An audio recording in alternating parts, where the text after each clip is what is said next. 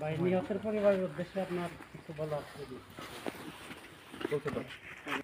নিহতকে যেন জান্নাতুল ফেরদাউস দেন, তাই জন্য সবাই যেন দোয়া করে তাদের জন্য, এবং তারা যেন তার বাবা মা যেন দ্রুত রিকভার করতে পারে এই কষ্ট থেকে, তাদেরকে যেন ধৈর্য ধারণ করার শক্তি দেয়।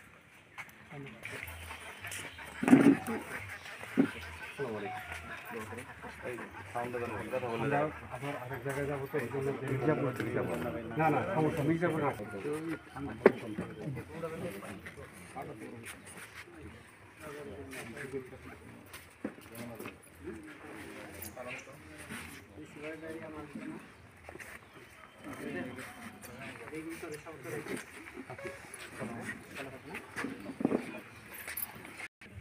আমি তো খিলক্ষেত ব্রাঞ্চে ছিলাম।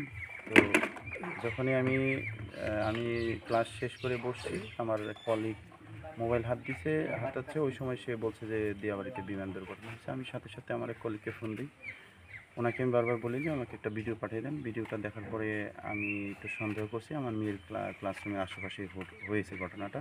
পরে আমি সাথে সাথে চলে আসি খিলক্ষেত থেকে। আসার পরে আমি যখন এই দিয়াবাড়িতে আসলাম, আমার কাছে মনে হলো যে আমি কিয়ামত দেখতেছি। তো আমাকে ঢুকতে দেয় না। অনেক চেষ্টা করে আমি সেই দুর্ঘটনার কাছাকাছি যাই, পরে আর ভিতরে ঢুকতে দেয়নি। তো আমি অনেক খোঁজাখুঁজি করেছি, তো পাইনি। পরে বাংলাদেশ মেডিকেলে গেলাম, সেখান থেকে বললো যে ঢাকা মেডিকেলের বার্ন ইউনিটে নিয়ে গেছে। সেখানে যাওয়ার পরেও আমি পাইনি, অনেক খোঁজাখুঁজি করেছি।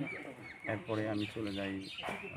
আমি যখন বের হই বার্ন ইউনিট থেকে, কিছুক্ষণ পর আমার কাছে একটা ফোন আসে, বলছে যে আপনার মেয়ের নাম হুমায়রা। হ্যাঁ।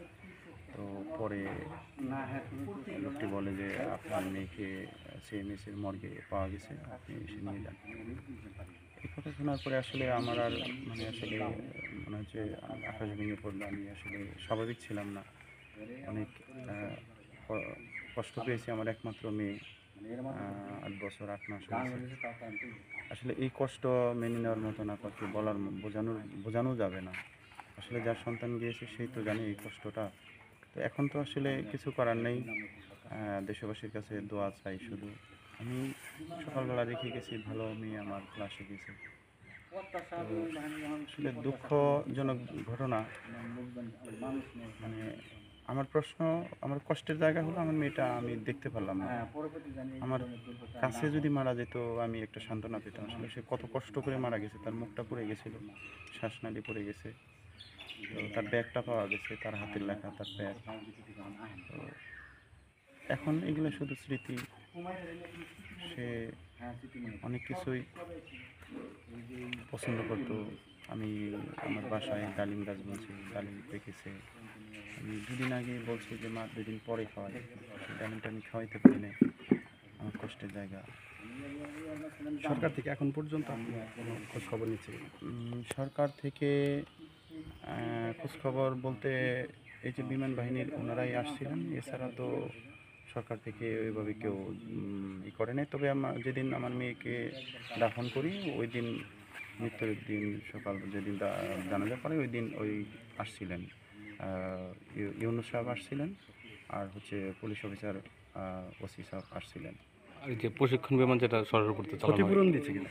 না, ক্ষতিপূরণের আসলে এরকম কোনো কথা হয় না। আসলে ক্ষতিপূরণ আর কি, আসলে যার সন্তান গেছে, আমি তো সারা পৃথিবীর সব টাকা আমাকে দিলেও তো আমি আমার সন্তানকে পাবো না। ক্ষতিপূরণের বিষয়ে কোনো কথা হয় না। এই যে শহরের উপরে যে বিমানের যে প্রশিক্ষণ চালানো হয়, এটা বিষয়ে আপনি আসলে কি বলতে চান? আসলে আমার প্রশ্ন একটাই যে ঢাকার এয়ারপোর্ট থেকে আসলে বিমানটা কেন টেক অফ করলো, বা ঢাকা শহরে কেন এই ধরনের বিমানের ট্রেনিং হবে? আজকে যদি এটা ঢাকার বাইরে হতো তাহলে তো এতগুলো প্রাণ ঝরে যেত না, এতগুলো মায়ের বুক, বাবার বুক খালি হতো না। তো আমার একটাই শুধু দাবি যে ভবিষ্যতে যেন এই ফাইটার প্লেনগুলো যেন ঢাকা শহরে আর উড়ানো না হয়, আর কোনো বাবা মার বুক যেন খালি না হয়। আমি তুলে রাখছি। খেলাধুলা করছো অনেক? জি, আমরা অনেক খেলাধুলা করছি ওর সাথে। আর কি খেলাধুলা করো? না না, আর খেলাধুলা করা হবে না। কষ্ট লাগতেছে? অনেক কষ্ট লাগছে। আর ভিতরে কোনো কথা আয় না, তারপরে ঠিক আমি খুব দুর্বল লেগেছি গিয়ে তো এরকম বাধ্য করতাম। ও তো ঢাকাতে থাকতো আর কি, বাজাবের নদী। আমি বলছি যে এর মধ্যে আমি যাবো, তার যাবেন টাইম পেলাম না, একসাথে তো ই হয়ে গেল, মারা গেল। কোনো স্মৃতি মনে পড়ে কিনা? হ্যাঁ স্মৃতি মানে, হ্যাঁ মানে খুব খেলায় খাইতে পছন্দ করতো, হ্যাঁ কি খেলতে পছন্দ করতো? খেলায় তো আপনার প্লানের সাথে খেলাই তো, তারপরে এই যে ড্রাগন ফল ওনা খাইতো মানে খুব, ওই রকম আমার চাইতো, হবি খাইতো, মানে বিভিন্ন ধরনের আর কি। তাই খুব কথাবার্তা খুব স্টাইল মানে করতো। এটা কি আমাদের প্রথম নাতি? এটা হলো ছোটো পোলা, এটা হলো আমার ছোটো বাচ্চা, ছোটো পোলা। আর বড় দুই পোলার বাচ্চা একজন ওরা স্কুলে গেছে, হাই স্কুলে গেছে একজন, একজন সকিপুর পাইলটি পড়তে গিয়েছে। সর্বশেষ আপনার সাথে দেখা হয়েছিল কতদিন? আমার ওই দেখা হয়েছিল আপনার ওই ঈদের মধ্যে বাচ্চা ছিল। বড় ঈদে বাড়িতে আসছে? হ্যাঁ বড় ঈদের বাচ্চা ছিল। পরের দেখা? না তারপরে মনে হয় দেখা হয়নি। এই দাদার কাছে কোনো কিছু আরই ধরে নাই? আমারটা আরই ধরছে ওই যে বাজারে তো নেই, আমি যে চানাচুর মানুষের বাইতে হলে আগে দাদা আমার এটা এনে দিন, চানাচুর এনে দিন। তারপরে আরও জানি কোনটা যে ওই কোনটা যেন আরেকটা ওই যে খাইতো আর কি, খুব ওই দাঁতের জন্য আমারটা চাইতো, আমি দিতাম।